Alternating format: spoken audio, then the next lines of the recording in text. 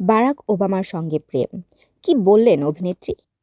এক বিস্ময়কর গুঞ্জন সামনে এসেছে, যেখানে যুক্তরাষ্ট্রের জনপ্রিয় অভিনেত্রী জেনিফার অ্যানিস্টনের নাম জড়িয়েছে সাবেক প্রেসিডেন্ট বারাক ওবামার সঙ্গে। এই গুঞ্জনটি মূলত শুরু হয়েছে তারকা অ্যানিস্টনের সঙ্গে ওবামার সম্পর্ক নিয়ে কিছু সংবাদে। তবে এই গুঞ্জন নিয়ে অ্যানিস্টন মুখ খুলেছেন নিজেই।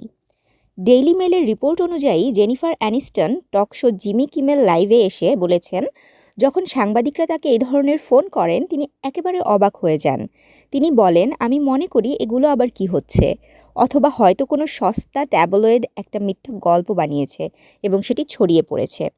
অ্যানিস্টন আরও জানান, এই গুজবের কারণে তিনি মোটেও বিরক্ত হননি। তিনি বলেন, এ ধরনের গল্পগুলো নিয়ে আমি কখনোই চিন্তা করি না।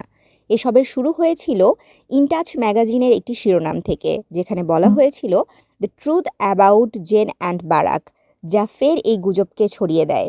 অ্যানিস্টন বলেন, তিনি ও বারাক ওবামার স্ত্রী মিশেল ওবামার বেশ ভালো সম্পর্ক রয়েছে এবং তাকে ভালোভাবে চেনেন।